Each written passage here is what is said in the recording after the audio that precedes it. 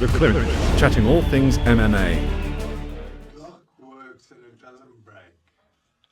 8,900, brand new, another 8,900. That's cheap. That's about $5,000 cheaper than what it should be. Hi and welcome to the Clinch on eNCA.com, where we talk about all things MMA in South Africa and the rest of the planet. I am joined today by a font of knowledge in terms of all things about training, nutrition, weight cutting and combat sports in this country. Rory Diesel, welcome, mate. Thanks for coming. So what do you do? Well, how would you describe your job?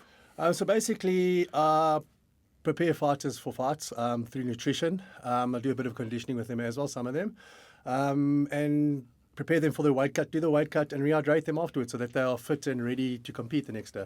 Yeah, it's getting it done healthy. That's the key, isn't it? Yeah. I see I know you work with a lot of the FFM guys, and I see you using the microcluster ionized alkaline water. Now, how does that work? Because I'm fascinated. You use it quite a lot. Yeah, I use it completely with myself, same as Richie and Norman. They use it all day, every day. Basically, it's an alkali microcluster. It's a machine basically it was invented in Japan in the just early 60s, and it restructures the water molecule so that it's a hexagonal shape, and it's a bit smaller than the clusters of the water. So it absorbs about 6 times better than normal water. Okay. Water like this you could have found many years ago when everything was right and running down the mountains and the way it moves down rocks. That's basically how it's done naturally. Right. You can find it in places in France and that, but it's not really, you can't get it really anymore. So they have to manufacture it through a machine which ionizes the water, gives it a negative charge, but also makes it like an antioxidant essentially. So now it can draw free radicals out your body because it's basically got a negative charge to it as well. So It hydrates you, it alkalinizes your body through the alkalinity of the water, which your body needs to be alkaline to operate like a battery efficiently with electricity. And yeah, that's it, basically, essentially in a nutshell. Wow, and it absolutely makes complete sense, bizarrely. I thought that it was going to be a crazy... What other... Because I know you put lots of other stuff in that when you're doing the weight cut, before and after the weigh-in. What else is going in there? Well, it's ratios of BCAAs, carbs, certain amounts of certain BCAAs. Branched chain amino acids. Yeah. Certain are ketogenic, certain are glucogenic, which helps with carbs getting into your body. You got to take into account there's no digestive enzymes and guys are very rehydrated, so you got to take into account for that. How are your carbs and protein going to be digested? How they're going to be absorbed if there's no digestive enzymes also. So also with certain carbs, I'll use sugar alcohols in the beginning because it doesn't need to be digested. Right. So it's a lot of different things for different stages of the hydration after they've done weigh-in. So it's all about what the body is ready to accept. It's as fast as possible. And we talked a while ago about Norman Vassell being vegan and stuff, and how your body is able to absorb animal protein and stuff like that. Where do you stand in terms of plant protein and animal proteins in combat sports for fighters? What's the best? The best is all relative to how the person's body works. So plant-based stuff is thought to be a lot better. Anything coming from a plant, essentially. Why is that? Our bodies are just set up to be made like that. So like we were speaking earlier, you take everything back to when we weren't all civilized, okay? Yeah. When the world was supposed to be a lot worse off, but it's actually not. Hunter-gatherers, people take the hunter first and think we hunted animals and caught animals very easily. You don't catch animals very easily, okay? So you can't stuff your face full. Back then, people are a lot healthier also in terms of physicality and that running around in the bush and stuff, because you could only have a meat meal maybe twice, 3 times every 2 weeks, maybe 3 weeks when you caught an animal, but you had to gather a lot more. Yeah. So your body is set to, I'm omnivorous, but we are set up to assimilate plants a lot better, basically. Right. Okay, so I saw you post a fantastic breakfast on Instagram a while ago, and it's just, I just want to go through it. Oats, pea and hemp protein powder, which is where the plant protein comes from, ground hemp seed, baobab fruit powder, blueberries, chaga, which is a mushroom, maca powder, ashwagandha, and alpha lipoic acid. I mean, that's a powerful breakfast. I mean, I could actually live on that. What's that about? What does that do for you as a breakfast? A lot of my breakfasts, I like to start off on a plant-based breakfast, just because it's just easier to digest. Well, for me it is. Yeah. And a lot of people I find it actually is. I use basically, like you see, these ashwagandha, like an adaptogen. Right. Basically, that helps your body handle stress, gives you a lot more energy, helps your thyroid out if you've got a problem with your thyroid. Chaga is basically, it'll boost your immune system and stuff like that. Maca is from basically the Incas, Mayans around about that area in Peru. It's basically more vitality, helps your testosterone, balances things out in your body. Right. So there's lots of different things that are going on there. Most people don't read up a lot about it, so they don't use it. It works I use it with all the fighters. So that stuff there is basically nearly with every one of the fighters Really? and different types of the different ways in their nutrition. And the alpha lipoic acid, the ALA, what's that about? Alpha lipoic acid is basically an antioxidant, similar to a B vitamin, Okay. but it's fat soluble and water soluble, so it can work in every cell in your body. It's what you call a glucose disposal agent. So it gets rid of glucose in your body when you've got too much of it. Okay. And it stops what's called cross-linking when sugars bind to your muscles and stuff, and it's not good for you. Gotcha. So it can cause cancers and all sorts of stuff. Sugar, very bad for you. You're a sugar Nazi, Rory Diesel. No, not I eat sugar, you but are. it's when you're doing it with sportsmen and you need, especially with hydration, you're pumping so much carbs into these guys. It's not healthy to have it all floating around all the time. So you've got to get rid of it certain ways.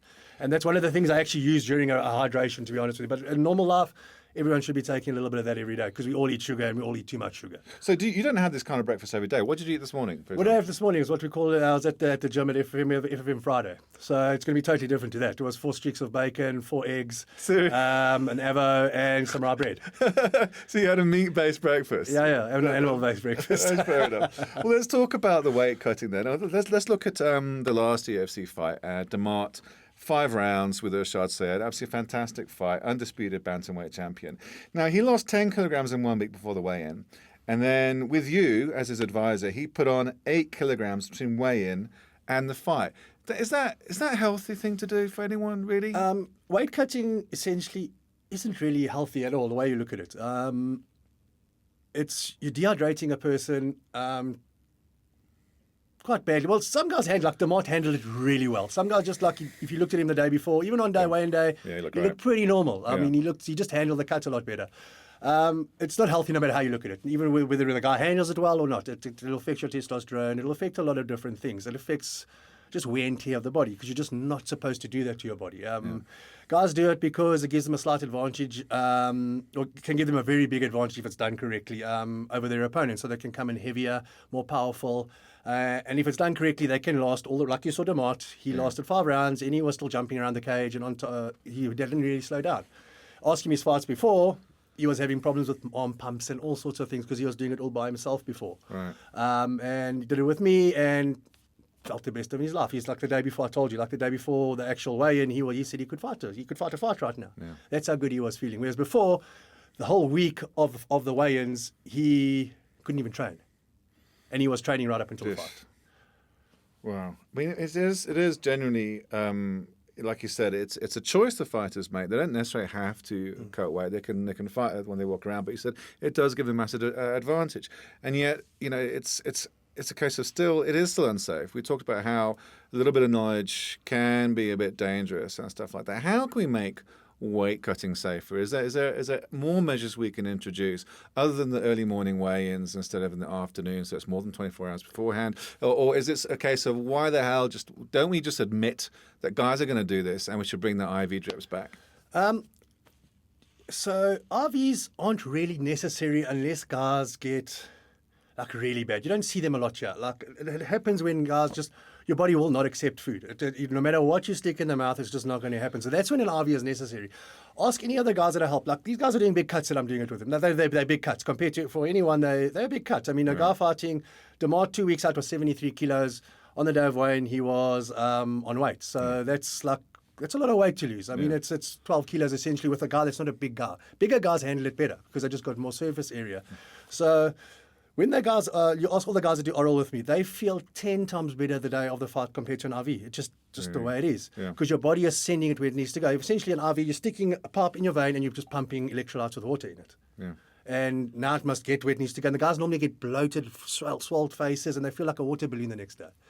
So you shouldn't have a weight cut. Guys are going to do it. Elite sports and top level sportsmen are always going to find a way to get a better advantage. It's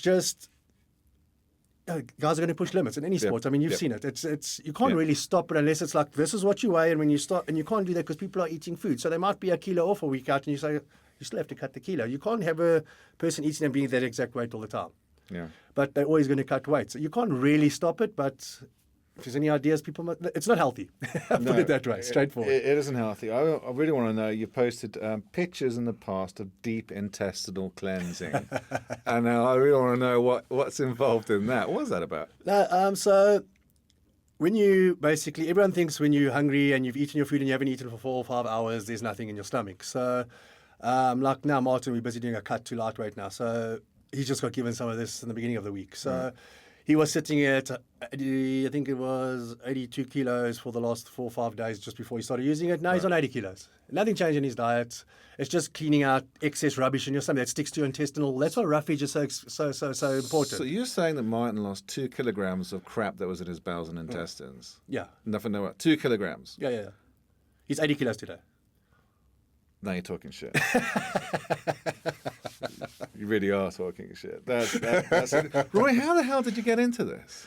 Let me think. I've been involved in sports and also especially like bodybuilding. A lot of my friends used to be bodybuilders when I was younger, from the age of 16 to when I was maybe 21, 22. I was very involved in like. And this is in Joburg. You're from Johannesburg. From right? Joburg, yes.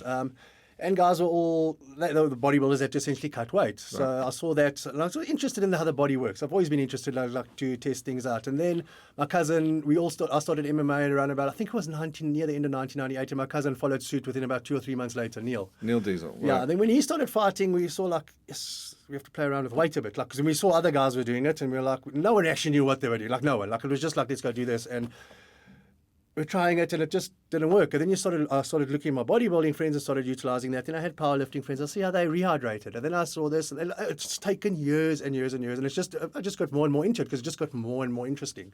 And eventually got to where I am now. You can't go to a book and read this and study it. It's a hard thing to go and do. You're not supposed to do it. Yeah. To dehydrate people and then rehydrate them. Yeah, it's accumulated knowledge that's earned the hard way. But then we also, what in terms of your future, surely there's a greater contribution you can make. Because I was talking about how you can make it safer and how you're a font of knowledge here on this particular subject, and you can give. I mean, is there something where you can go and do, a postgraduate degree in sports nutrition from the combat side of things in a South African institution, and actually, because what you're talking about is you can't read these in textbooks in hospitals and universities. Surely, there's a greater contribution I think that you can be making. Right? Yeah, you could probably, if you find fragments of information all over, like you go read PubMed, that's the public medical journals and stuff. That's where I read a lot of stuff. Like a lot of this, I don't just suck this out of my thumb. Like I'll get a concept and then I'll hear someone speak about it. Like we were talking about just now, going to read an article and this guy's explained a little bit of his weight cutting process. Someone goes and does it and they screw it up and end up in hospital. So you got to take the information that you got given and then go study further or read further on the subject from a reputable source, not some guy just talking to you. So that's how I do it. I'll hear different guys talk about theories and let's go read about it. Let's go read about it at PubMed. Don't go read about it from some article from Google or something. From Google or something. Yeah. So that's how I started. That's how you should do it. And you'll find, and you've got to be able to put it together because there's a wealth of information, but information is information and it's rubbish unless you can put it together correctly. So through experience of doing certain things, you figure out this makes more sense to put together than that. And if you've also studied a certain way, you're going to be stuck in that way, most people. So they don't expand. Like doctors or anyone that you see that are good in their field, they've gone out of the box. Yes. And they've gone and taken a chance here, because most doctors or people that do this is how it's done, write a script or do this, and then pump it out, get the next person in. That's how people are taught nowadays. Yeah. And it's the wrong way. But they may probably make a lot more money than you, who does this full time as a nutritional advisor to fighters. Yeah, but I'm not pumping people out like on a conveyor belt and just go, take this, go, and come back later if you're not right. Yeah, no, exactly. That's the difference. It's your wallet or your heart and your mind. Is it what? Where do you go from here then? I mean, you're obviously very successful in what you're doing. Your clients and the fighters, the Fight Fit guys, famous for making weight and turning up and putting in a great show. So obviously they're not dehydrated. They've still got lots of energy. What you're doing works, evidently. How can you take it forward? What's the future for you, man?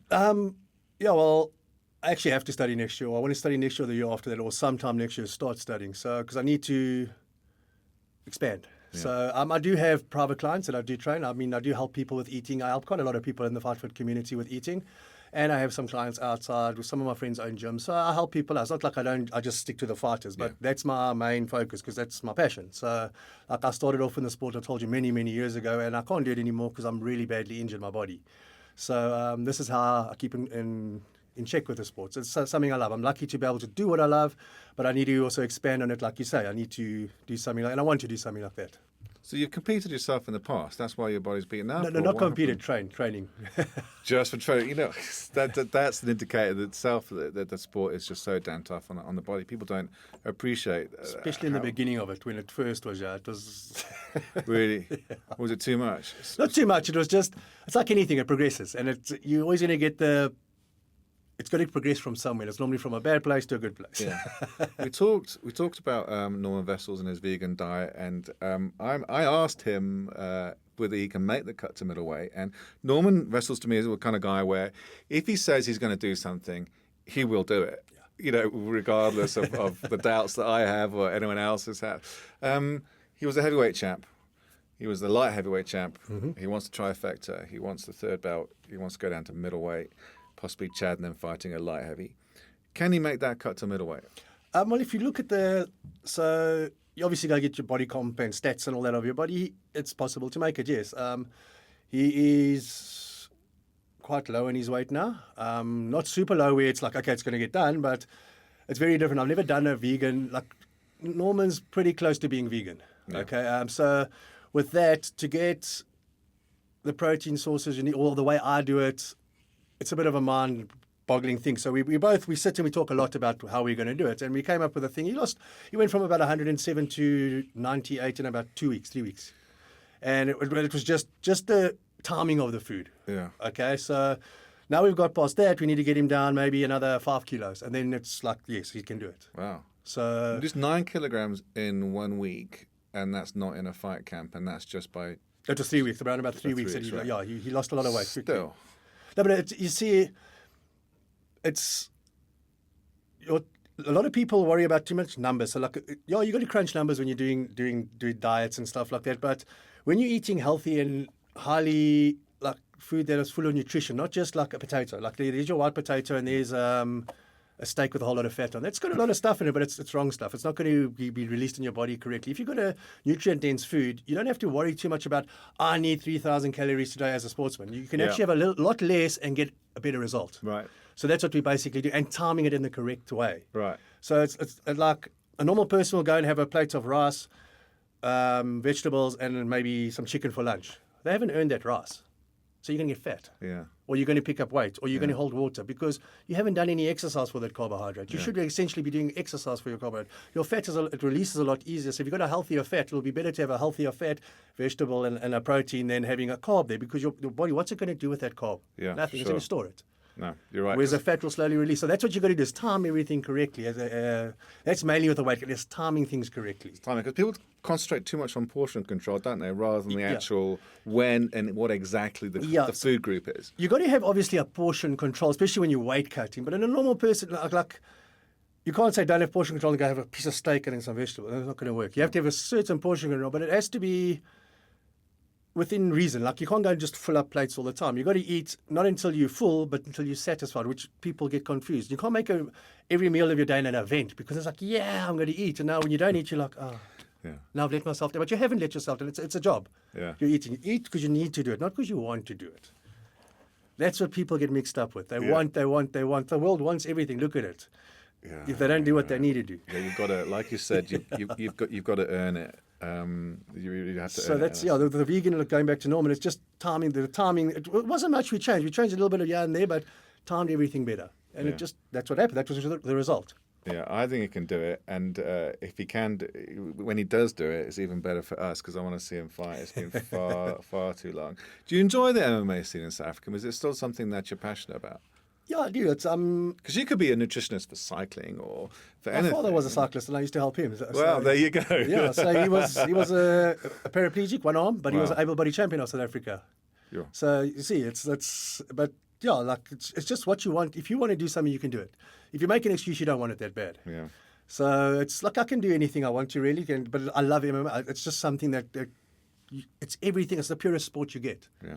It's one man against one man, not running next to each other, not playing badminton, not doing one man against one man, who is better? Yeah. That's what fascinates me about it. It's not like a race or anything. It's like who is better is going to win. That's the way it is.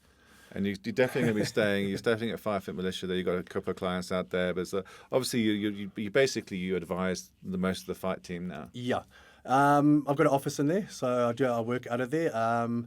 But like I said, also I do help a lot of other people. But slowly, the community, everyone supports each other in there. So the clients will come to you. So everyone builds off each other. So slowly, eventually, I'm going to have to. Especially the way the fighting is going, it's becoming more and more technical how you have to do things. Eventually, I'm going to have to stop helping outside fighters because people can learn if they really want to. It's not it is rocket science, but it's not rocket science. Once you've done it once or twice, you can sort of figure out what your body's going to do. Yeah. But most of the guys, they're so busy they don't really pay attention to what I'm doing with them. So, but if a guy does, he'll learn it. What's this stuff you're drinking right now? Then I see you got a big tank of toxic looking plasma. No, this is it's just something one of the fighters, Martin, he's fighting Nana. It looks radioactive, Rory. It's a rehydration thing. It's just a guy gave it to him to sponsor. The guy gave it to him to sponsor. So I just want to test it so that it's good enough for his 5-day hydration. So that's Martin van Staden's sponsored supplement. Yeah. And you're trying it out before he does. What? So that I know it's not going to do anything to his stomach or it's going to be fine. So I'll have to drink that in about 2 hours. There's 2 liters there. And I want to see what happens to my stomach. Before you allow Martin to start. So it will work. It's tested stuff. It's medical grade stuff, but they need to know that it's not going to do. There's something new. So you don't just add something new and it's going to work. You've got to make sure that it's right. So I'll have it, and he'll have it maybe once or twice before he does his cut, and then we'll know his body's set for it. So it's rehydration, with just like really great minerals? Yeah, it's high quality minerals, medical grade minerals, not like most of the stuff you buy in the shops. Like you can go buy one little sachet, you pour 2 of them in a glass of water, and you'll be on the toilet sitting there for half an hour and dehydrating even worse because it's a cheaper grade of mineral. It's not a high quality mineral. Okay. So that's it. You can't just go buy, I'm not going to say brand names, but anything to rehydrate yourself. Yep. And it says to you, put it in warm water, drink 250 mils over this amount of time. But if you have 2 sachets and it's not even a gram of minerals in there, and you're going to have to go to the toilet, it's low quality crap. Yeah. Plain and simple. Yeah. When I'm giving guys over 2 grams or 3 grams of stuff in 2 liters of water, and they're not even going to the toilet and they're rehydrating, see the difference in the quality. So no one on the fight team is allowed to take a new supplement unless it's gone through your body first? No, not like that. We're on a weight cut now. So Martin had a last minute call, get to lightweight. Now Martin's never made lightweight. He's fighting in December 11th, UFC 56. Yeah, lightweight fight. So he's always been a welterweight. Right. So now he, like I said to you 2 days ago, he was 82 kilos. Now he's 82 kilos. Today he has to be... Well, they made it at 72, so catch weight. So you test all the supplements that come into gym yourself before any of the fighters take it, is that right? Not everything. I'll read labels first of all. The standard supplements that the guys get, it's pretty standard. Protein, like if they have a pre-workout, it's a pre-workout. Like stuff what I'm doing now with Martin, it's a hydration thing. So I don't want any surprises on fight day. So I'll have it now, like I told him. He gave it to me now. He got it this morning. I said, I'll drink it, see what happens. And I'll drink it quite fast. Because when you got certain electrolytes, you can end up on the toilet sitting there for a while if it goes wrong. So, and when you're rehydrating, the last thing I need him to do is be sitting on the toilet while he's trying to put water back in and losing water. Got you. So that's all I'm testing it for. It's not like some special test. It's just I want to see if his stomach will handle it. So you read all the ingredients of every supplement. You don't try all of them, but you read every single ingredient, and obviously you're well versed in terms of what's on the water. Yeah, definitely. Yeah, that's especially with Gareth being in the UFC because I help Gareth. A lot of stuff I send, and they're very, very helpful. I send a question. I've got this in the supplement. What is it? They'll send back straight away. This you're allowed to use. This you're not allowed to use. Oh, so you communicate with WADA about... with the UFC operations manager, with WADA, with the USADA. So they're pretty sharp overseas. Yeah, you can send them a question. You won't get it in 3 months. No, literally, Really? you'll sit and wait. Yeah, you'll sit and wait. Yeah, I got it within half an hour every time I've asked a question. Wow. From 3 different people from USADA, WADA, and UFC. Wow, that's awesome. Yeah. That's good to know. Well, last question to you. Glock 19 Gen 4 or a Glock 23? I'm a 27 kind of guy. Where are you? I'd go for the Glock 19. Why? It's a smaller, but you can consider. It's not smaller, but you'll be able to. It won't have as much recoil as the smaller gun. Not much kick, yeah. Not as much kick, and you'll be able to shoot straighter with it. I have a Glock 17, shoot a little bit more straighter than the 19, but yeah, I like that one. So the part of the deal of coming on the show, you're going to take me to the range. We're going to shoot some Okay, we'll balls. definitely do that, yes. Rory Diesel, thanks for coming on, man. Really Thanks, appreciate Simon. it. Thank you very much. The Clinch, chatting all things MMA.